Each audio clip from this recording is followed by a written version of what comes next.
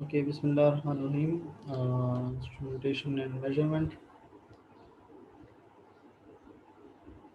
So last class में अगर आप लोगों को याद हो तो हमने डीसी ब्रिजेस पढ़े थे, जिसमें व्हीटस्टोन ब्रिज था और कैल्विन डबल ब्रिज था।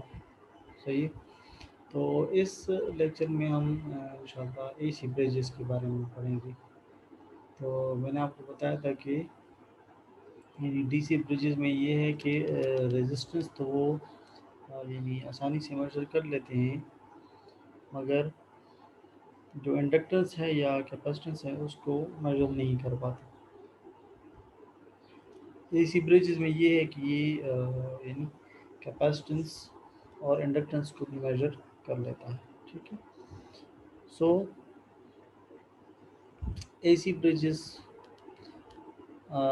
resistances can be measured by direct current Wheatstone bridge as shown in the figure, for which the condition of the balance is that हमने व्हीटस्टोन ब्रिज पढ़ा था, तो उसमें पहले उसको बैलेंस करना पड़ता है, तब आपको करेक्ट रीडिंग मिलेगी। सो बैलेंस करने की कंडीशन क्या था? अगर ये देखिए यहाँ पे R1 ये है, R2 ये, R3 ये, R4 ये, ठीक है। So R1 divided by R2 is equal to R4 divided by R3। Cross multiplication से आप देख भी सकते हैं R1 into R3 is equal to R2 into R4। इन दोनों का जो प्रोडक्ट है वो बराबर होगा इन दोनों के प्रोडक्ट के बारे में। तो ये तो सिर्फ रेजिस्टेंस इसके लिए था। अब अगर इसमें इंडक्टर्स या कैपेसिटर्स हो तो फिर वो मामला अलग हो जाता है। ठीक है। तो ये देखिए रेजिस्टेंस इसके लिए इस तरह है। ठीक है। अच्छा, अब देखिए inductances and capacitances can also be measured by similar four arm bridges. these are four arm bridges. ठीक है। Z1 Z2 Z3 Z4। और यहाँ पे R1 R2 नहीं होगा बल्कि Z1 Z2 Z3 Z4 होगा। सो Z का मतलब है इम्पेडेंस, और इम्पेडेंस में यानी रेजिस्टेंसेस भी आती हैं, इंडक्टिव रिएक्टेंस भी आती है और कैपेसिटिव रिएक्टेंस भी आती है। सही। सो अब कंडीशन क्या होगा? पहले यानी R1 divided by R2 is equal to R4 divided by R3 था। अब क्या होगा? Z1 divided by Z2। अब ये कंडीशन है बैलेंस का। ठीक है। The condition for balance is the same as before, but instead of resistances we will take impedances। Z1 divided by Z2 is equal to Z4 divided by Z3, और Z1 into Z3 is equal to Z2 into Z4। ठीक है। ये condition है balance करने का। Okay. अब यहाँ पे आपको पता है कि इम्पेडेंस में मैग्नीट्यूड भी आते हैं और फेज एंगल भी साथ में आता है। सो अब जब हम ये देखें यहाँ पे लिखेंगे तो Z1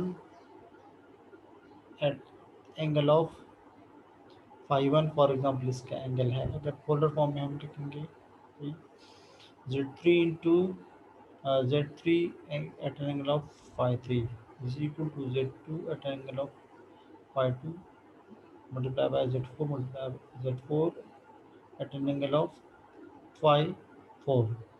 अच्छा, आपको पता है कि मैग्नीट्यूड्स वो आपस में मल्टीप्लाई होते हैं, मगर एंगल्स जो हैं वो आपस में यानी जब इस तरह मल्टीप्लिकेशन में हो तो वो मल्टीप्लाई नहीं होते बल्कि ऐड होते हैं। सही। तो Z1 into Z3 at an angle of five one plus five three angle add होंगे और मैग्नीट्यूड्स मल्टीप्लाई होंगे। पोलर की मल्टीप्लिकेशन इस तरह होती है, आपको पता है। सही। इस तरह Z2 इंटू Z4 और जो एंगल्स हैं वो आपस में ऐड होंगे, five two plus five four. अच्छा, सर so ये रजिस्टर hence वगैरह we की see थी। that in fact there are two balance conditions।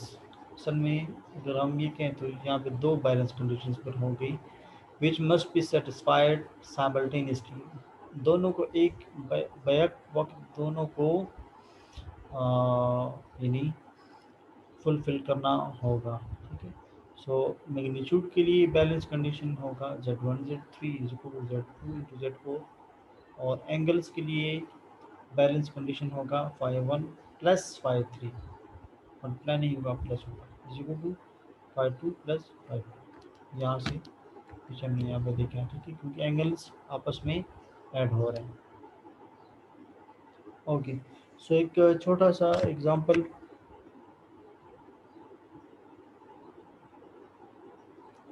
इसकी बेस पे Z1 की वैल्यू है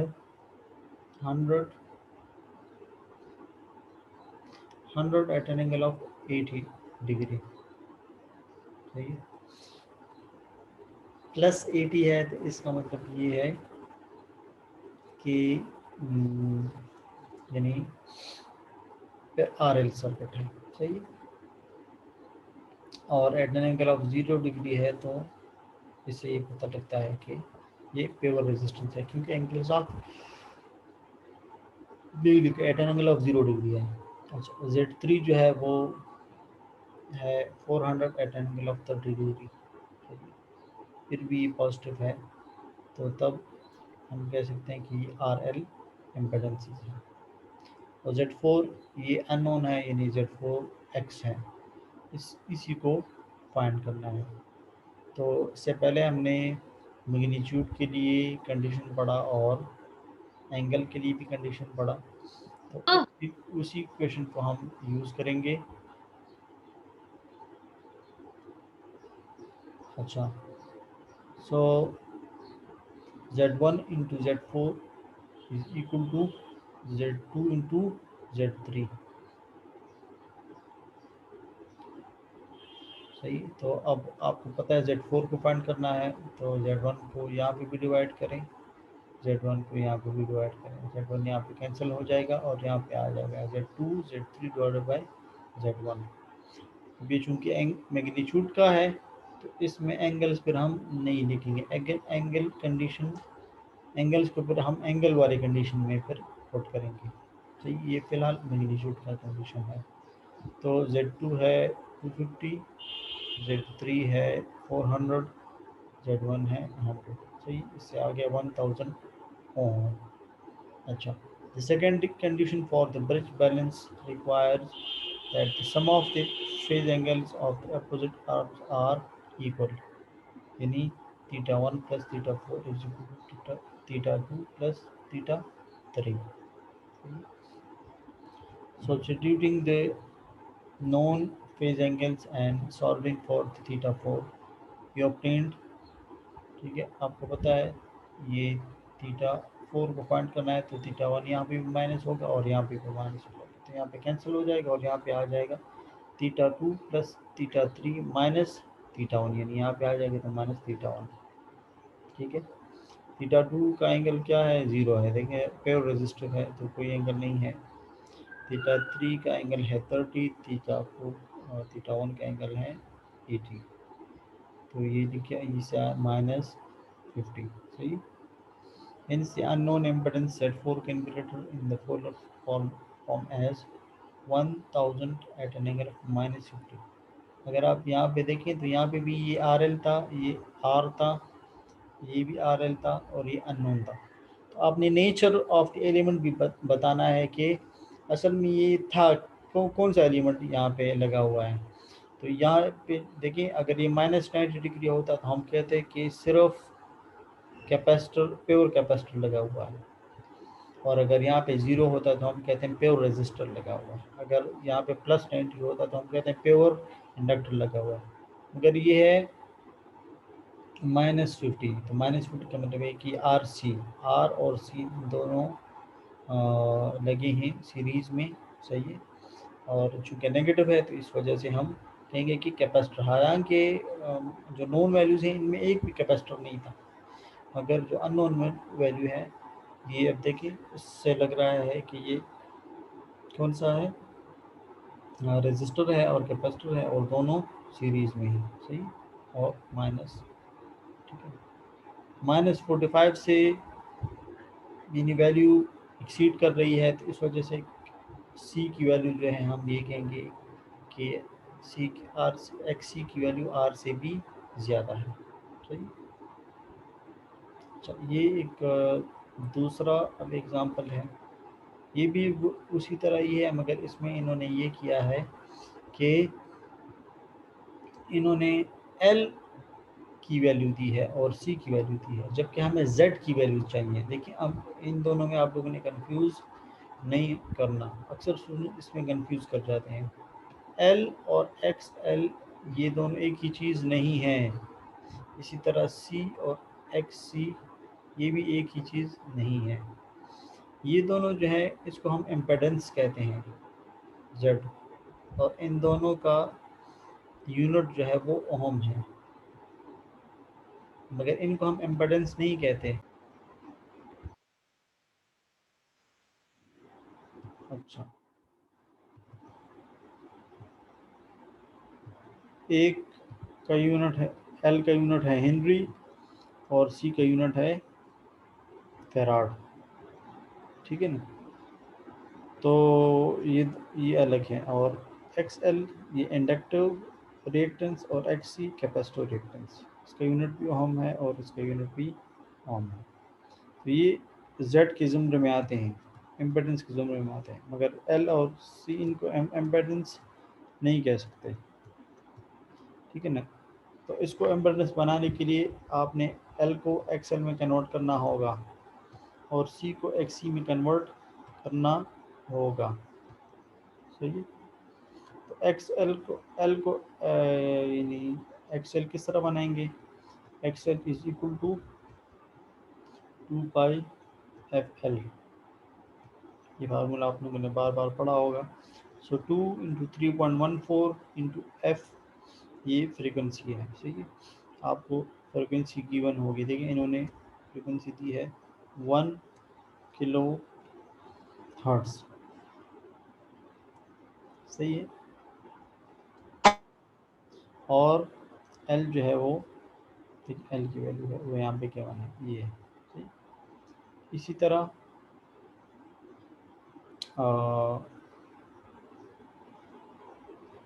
एक्स सी को अगर आपने फाइंड करना है, तो एक्स सी को is equal to 1/2 pi F C. ठीक है, फिर 1/2 पाई एफ सी होगा। तो जेड, अच्छा, अब इन्होंने कहा है कि आर की वैल्यू ये है, एक दूसरा जो है वो सी की वैल्यू ये है और एल की वैल्यू ये है। तो आर को तो कन्वर्ट करने की ज़रूरत नहीं है, आर इटसेल्फ इम्पेडेंस है, क्योंकि उसका यूनिट ओम है। जिसका यूनिट ओम है उसको हम इम्पेडेंस कहते हैं। ठीक है ना, तो आर का यूनिट भी ओम है तो उसको हम इम्पेडेंस कह सकते हैं, तो वो तो ठीक है, इसको कन्वर्ट करने की ज़रूरत नहीं है।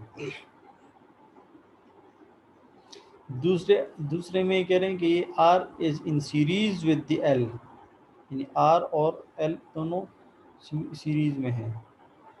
तो पहले एल, तो आप इस तरह नहीं करेंगे कि आर प्लस 15.9, इस तरह नहीं, बल्कि 15.9 ये इसका यूनिट हेनरी है। देखिए, इसको पहले ओम में कन्वर्ट करेंगे बाय दिस फार्मूला। ये इस फार्मूले से आपने कन्वर्ट किया तो फिर आप इसको Z2 कह सकते हैं। ठीक है, 300 माइनस J 600। ठीक है, ओके। तीसरे में भी ये कह रहे हैं कि ये जो है ये नहीं इन सीरीज़ विद दिस है। ठीक है, तो 200 प्लस, तो सी को कन्वर्ट करना होगा एक्स सी में बाय दिस फार्मूला, तो तब जाके आपको जेड सी आएगा। ठीक है। जो 2 पाई एफ आपको पता है ये ओमेगा की भी बराबर है, ओमेगा। तो बाज़ दफ़ा ओमेगा की वैल्यू डायरेक्ट दी गई होती है, तो इसलिए फिर हम लिखेंगे X L is equal to omega L, यानी 2 पाई एफ एल या ओमेगा एल एक ही बात है। या एक्स सी की बजाय हम ये लिखते हैं X C is equal to 1/ओमेगा सी, तो तब भी सही है, या 1/2 पाई एफ सी। ठीक है, तो ओमेगा की वैल्यू अगर गिवन है तो X L is equal to omega L और X is equal to 1 over omega C. Z L को फाइंड करने का, यानी Z4 को फाइंड करने का वही कंडीशन है कि Z1 से पहले हम कर चुके हैं ये वाला, Z2 Z3 divide by Z1, तो Z2 Z3 divide by Z1। चलिए, तो जी अगर आप इस इधर डी इसको डिवाइड करेंगे तो इसको पहले आप पोलर में कन्वर्ट करें, फिर डिवाइड हो सकता है। सही, इस तरह इसको भी अगर आपने मल्टीप्लाई करना है तो पहले पोलर में कन्वर्ट करें फिर मल्टीप्लाई करें। सही, मल्टीप्लिकेशन और डिवीजन के लिए पोलर में कन्वर्ट किया जाता है, इससे ये होगा। सही, this result indicates that Z4 is a pure inductance, यानी at an angle of 90 degree है, pure inductance with an inductive reactance of 150 ohm at a frequency of 1 kilohertz. Since the inductive reactance XL is equal to 2 pi FL, we solve for L। अच्छा, अगर आपने L find करना है, अगर आपको ये तो XL की वैल्यू आ गई, अगर L को फाइंड करना है तो XL divided by 2 pi FL कर दें, 2 पाई F सॉरी, तो XL की वैल्यू तो 150 है, 2 3.14 और F की वैल्यू 1 किलो हर्ट्ज है, गिवन है। ठीक है, सो L की वैल्यू अगर आपको चाहिए तो वो यहाँ से आ सकती है। ठीक है, तो आसान है। अच्छा, दूसरा जो ब्रिज है वो है मैक्सवेल ब्रिज। मैक्सवेल ब्रिज में अगर आप देखें तो यहाँ पे आर और सी एक ब्रांच में या एक आर्म में आर और सी दोनों पैरेलल लगे हुए हैं। R2 यहाँ पे अलग है, R3 अलग है, और फोर्थ आर्म में RX और LX है। तो मैक्सवेल ब्रिज जो है अननोन इंडक्टेंस को फाइंड करता है with the help of known capacitance. Capacitance known है और ये जो है ये अननोन है, और इसका स्ट्रक्चर आप चेंज नहीं कर सकते। यानी अगर कोई कहे कि मैं आर के साथ यहाँ पे एल लगा दूँ और यहाँ पे मैं सी लगा दूँ या पैरेलल के बजाय सीरीज कर दूँ, तो फिर वो मैक्सवेल ब्रिज नहीं रहेगा, फिर उससे कोई और ही ब्रिज बन जाएगा, मगर मैक्सवेल ब्रिज नहीं रहेगा। सही, सो इसलिए मैक्सवेल ब्रिज के लिए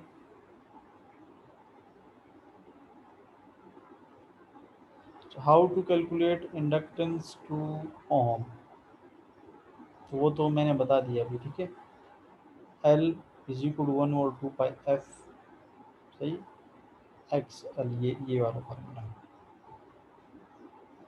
x L is equal to 2 pi F L.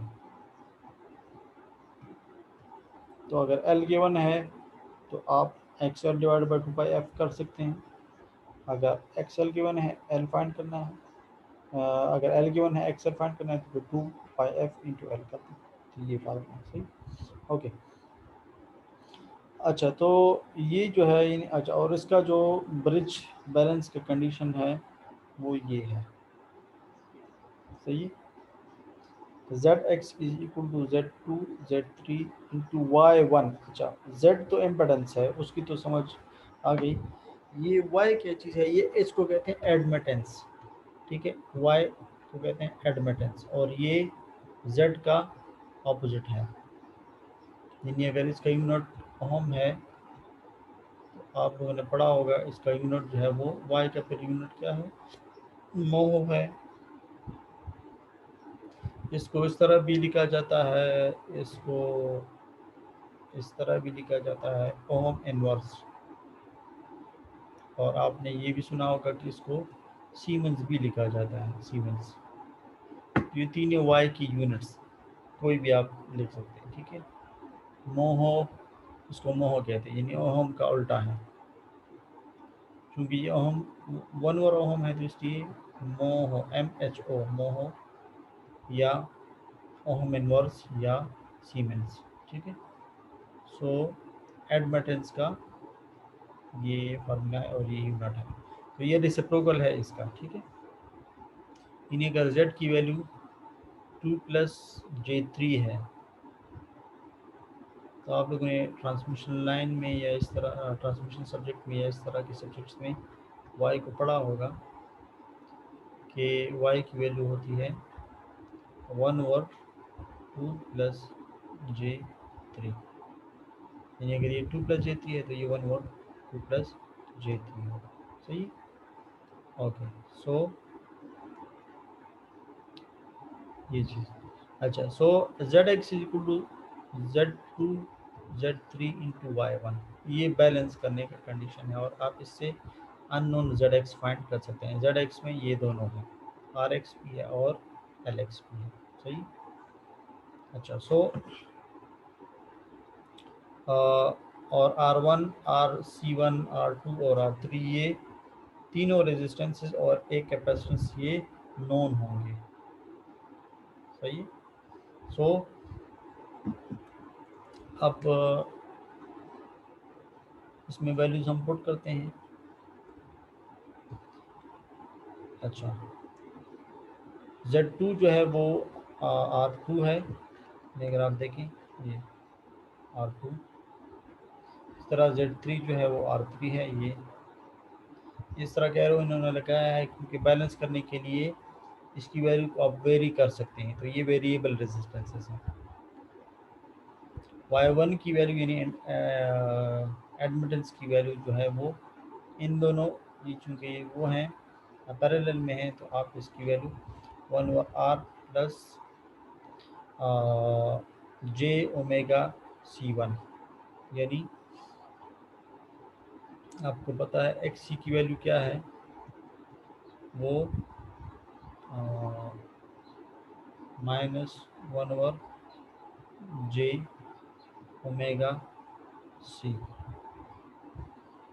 ठीक है। और अगर मैं इसको उल्टा कर दूं 1/XC इज इक्वल टू, तो इसको भी उल्टा करना पड़ेगा, ठीक है ना, तो ये हो जाएगा ओमेगा C और J, ठीक है।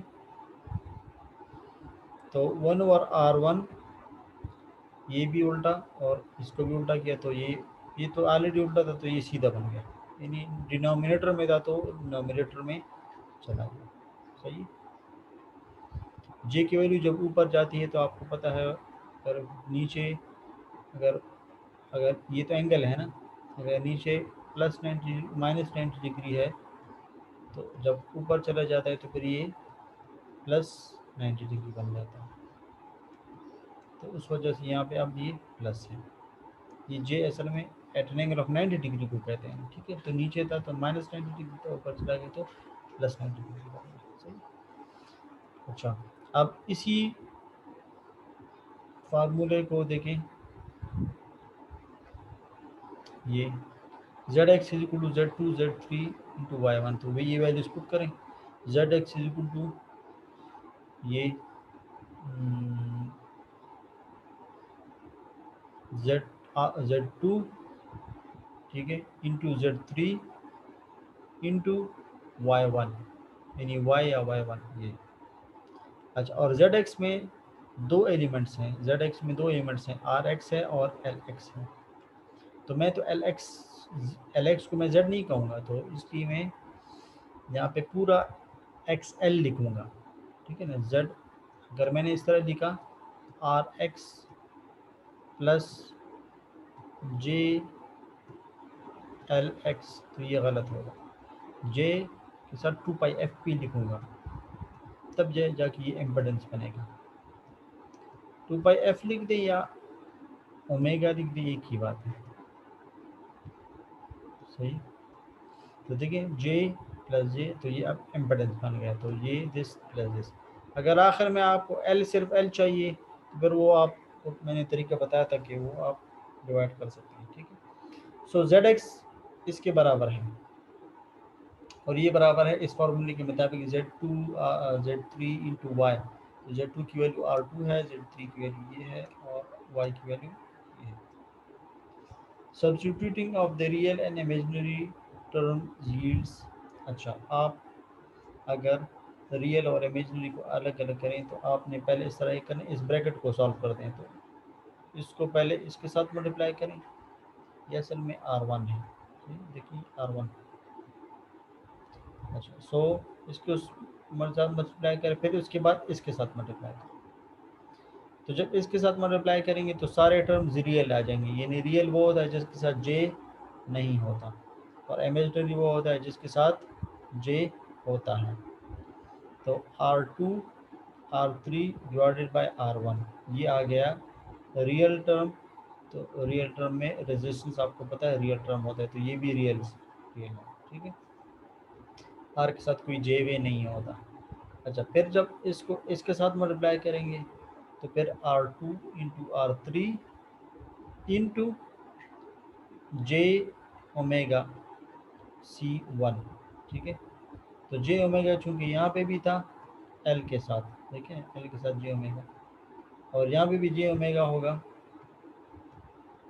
तो जे ओमेगा आपस में कैंसिल हो गए, क्योंकि हमें एल एक्स चाहिए, अननोन तो एल एक्स है। अगर यहाँ पे जे ओमेगा ना होता तो फिर भी हम जे यहाँ से एल एक्स के लिए जे ओमेगा इधर डिवाइड करते हैं, मगर वो तो यहाँ भी है, तो चलो वो डिवाइड, अगर मैंने यहाँ पे जे ओमेगा डिवाइड किया भी तो वो इसके साथ ऊपर वाले के साथ कैंसिल हो गया।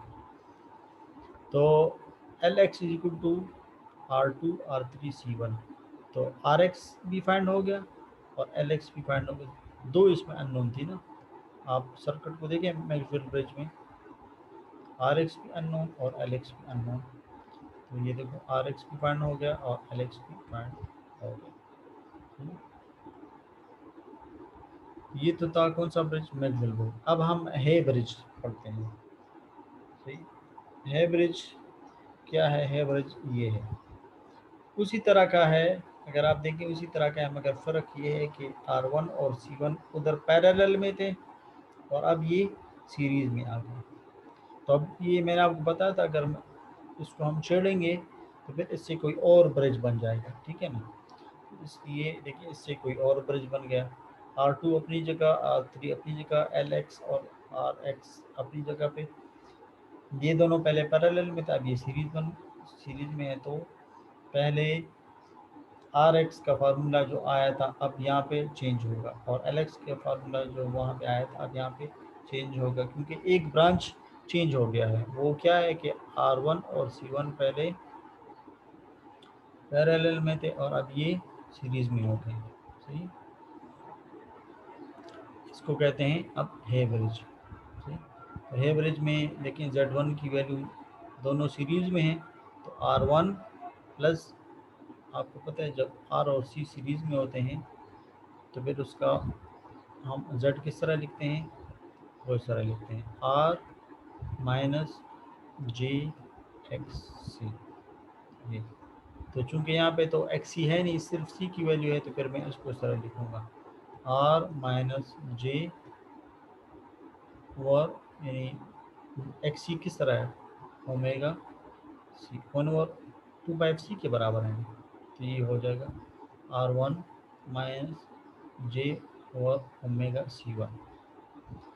C1 एक ही कैपेसिटर है तो C1 लिखने की ज़रूरत नहीं, सिर्फ सी लिखें। वो तो जब दो कैपेसिटर्स होती हैं तो फिर हम एक को C1 कहते हैं, दूसरे को C2 कहते हैं। यहाँ पे तो एक ही कैपेसिटर है, एनी हाउ सी लिखती हैं C1 लिखते हैं, आपकी मदद से। Z2 उसी तरह R2 के बराबर है, Z3 उसी तरह R3 के बराबर है, और ZX उसी तरह RX प्लस जे ओमेगा LX के बराबर है।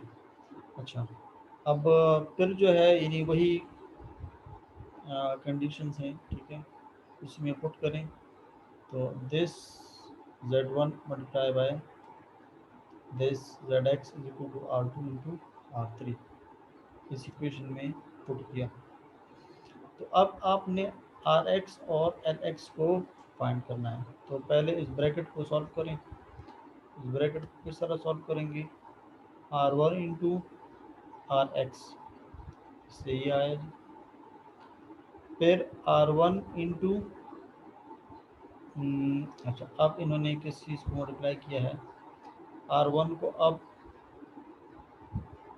इसके साथ मल्टीप्लाई करेंगे, ब्रैकेट को सॉल्व करेंगे तो R1 इंटू जे ओमेगा एल एक्स, ठीक है, तो वो क्या है, वो ये है, तो ये। अच्छा अब इसकी बारी है आर एक्स इंटू, इसको इसके साथ मल्टीप्लाई करें तो आर एक्स, तो ये बन गया R X minus G divided by omega C one. और अब इसको इसके साथ मल्टीप्लाई करेंगे, ब्रैकेट किस तरह सॉल्व होगा, तो j इंटू जे, आपको पता है j इंटू जे स्क्वेयर होता है, और जे स्क्वेयर किस चीज़ के बराबर होता है, -1 के बराबर। तो ये और ये जो जे दोनों मल्टीप्लाई होंगे तो इससे -1 आएगा, और माइनस ऑलरेडी यहाँ पे है इसके साथ, तो ये फिर प्लस हो जाएगा, तो प्लस। अच्छा ओमेगा यहाँ पे भी है और यहाँ पे भी है, तो ये ओमेगा भी कैंसिल हो जाएंगे, तो इससे ये आ जाएगा एल एक्स ये वाला divided by C one. Omega इसके साथ नीचे है, इसके साथ ऊपर है, वो दोनों कैंसिल हो जाएंगे, और यहाँ पे J square -1 minus into minus plus, तो ये आ गया। तो चार टर्म आ गए, एक ये, एक ये, एक ये और एक ये लेफ्ट हैंड साइड से। Right hand side as it इसी तरह है। अच्छा, separating the real and imaginary values, real and imaginary values को आपने सेपरेट करना है। सो किस तरह सेपरेट करेंगे, जिस जिस के साथ जे नहीं है वो लिखें जी।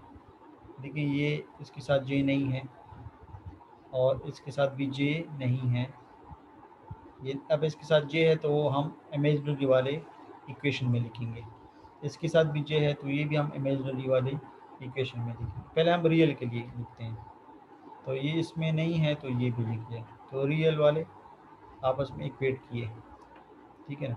तो R1 R X plus L X और C1 इज इक्वल टू ये। अब हम देखेंगे कि इसमें दो अननोन क्वांटिटीज़ हैं, एक R1 है और एक एल एक्स है, आर एक्स है और एल एक्स है, दो अननोन क्वांटिटीज़ हैं। अब एक एक इक्वेशन में दो अननोन क्वांटिटीज़ आ गई, अब इसको हम किस तरह सॉल्व करेंगे, तो हम आगे जाके देखते हैं।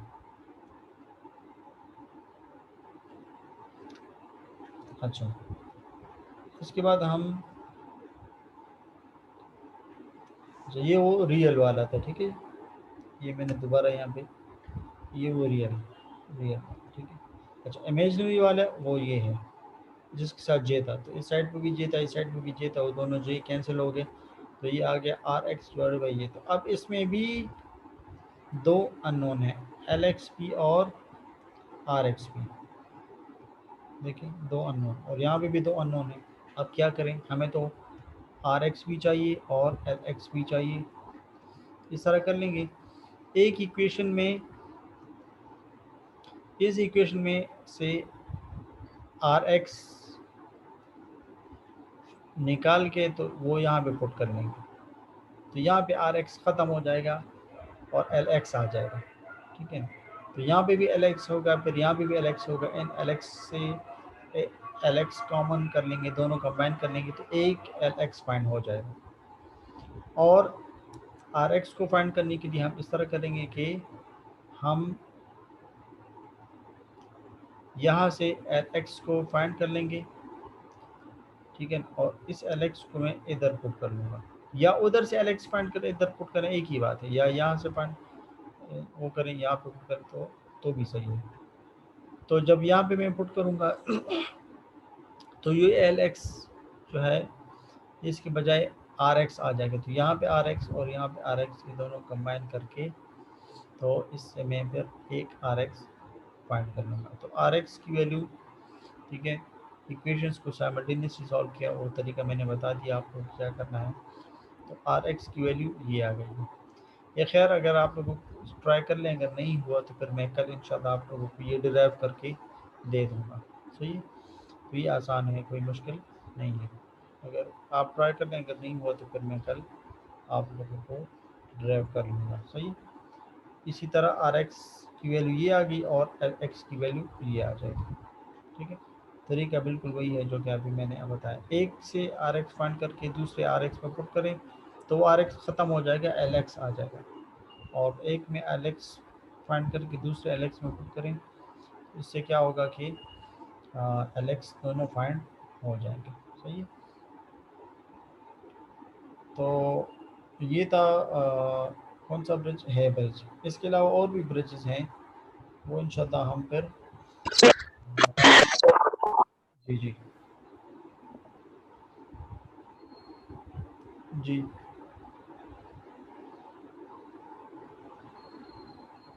अगर कोई क्वेश्चन है तो आप लोग पूछ सकते हैं।